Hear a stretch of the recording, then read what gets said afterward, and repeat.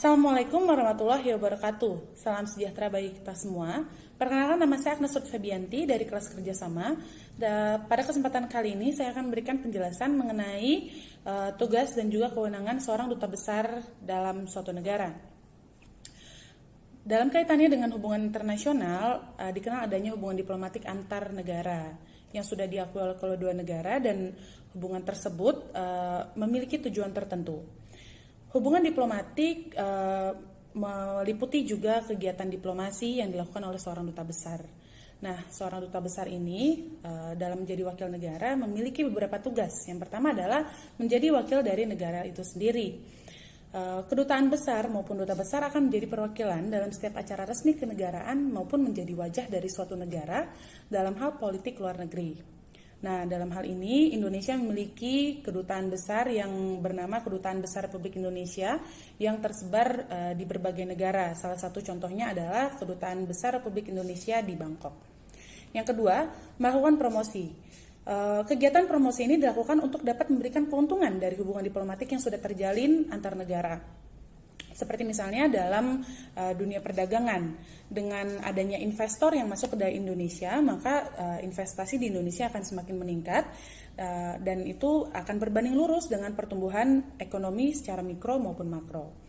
Kemudian yang kedua adalah menarik turis untuk datang ke Indonesia, sehingga dunia wisata Indonesia akan semakin dikenal di mata dunia, dan juga hal tersebut akan berbanding lurus dengan peningkatan devisa negara. Contohnya adalah promosi yang dilakukan oleh Kedutaan Besar Indonesia untuk mempromosikan wisata di Bali. Nah, yang ketiga adalah perlindungan kepentingan negara. Kedutaan besar harus dapat menegakkan keputusan yang diterapkan dalam sebuah negara, baik untuk urusan luar negeri maupun dalam negeri yang berkaitan dengan dunia internasional.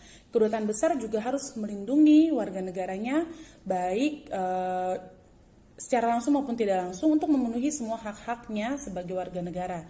Seperti misalnya kasus di mana 28 tahun hilangnya TKI Jumianti. Nah, dalam hal ini Kedubes Kedubes Indonesia untuk Malaysia telah berjanji untuk memulangkan Jumiati. Yang keempat adalah proses negosiasi. Tugas yang pastinya dimiliki oleh seorang duta besar adalah melakukan negosiasi. Negosiasi merupakan tugas yang selalu diemban oleh kedutaan besar, khususnya untuk melakukan perundingan dengan negara di mana kedutaan besar ini didirikan. Kedutaan besar menjadi rumah bagi diplomat yang mewakili sebuah bangsa untuk menjadikan negara ikut berpartisipasi dalam dunia internasional demi pengakuan dari negara lain. Nah, proses negosiasi yang baru saja terjadi adalah proses negosiasi antara Kedutaan Besar Indonesia dengan Duta Besar Arab Saudi untuk bisa memulangkan Habib Rizik Syihab, untuk bisa mempertanggungjawabkan perbuatannya secara ataupun melalui proses hukum yang berlaku di Indonesia. Yang kelima adalah memberikan laporan dan informasi pada negara. Tugas yang tidak kalah penting dari kedutaan besar adalah memberikan laporan dan informasi pada negara dari kondisi, situasi, dan keadaan yang sedang terjadi di negara tempat kedutaan tersebut didirikan maupun di wilayah regionalnya. Kedutaan besar yang merupakan salah satu contoh wilayah ekstrateritorial menjadi tempat rujukan untuk mengetahui situasi terkini dari suatu negara yang sedang mengalami kondisi tertentu.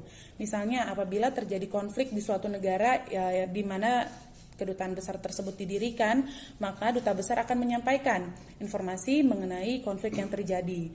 Kemudian juga apabila terjadi pelanggaran yang dilakukan oleh negara di mana ia didirikan, maka kedutaan besar ini juga akan menginformasikan. Seperti misalnya yang pernah terjadi penyadapan oleh Australia terhadap percakapan Presiden Indonesia saat itu, Susilo Bambang Yudhoyono. Karena tidak adanya klarifikasi dari Australia, akhirnya Menteri Luar Negeri Indonesia pada saat itu, yaitu Bapak Martin Natalegawa, menarik mundur Duta Besar Indonesia untuk Australia. Itu merupakan langkah konkret yang dapat diberikan oleh Indonesia sebagai bentuk protes karena sudah terjadi hubungan diplomatik antara Indonesia dengan Australia yang seharusnya dihormati oleh Australia dengan tidak mencampuri urusan dalam negeri Indonesia.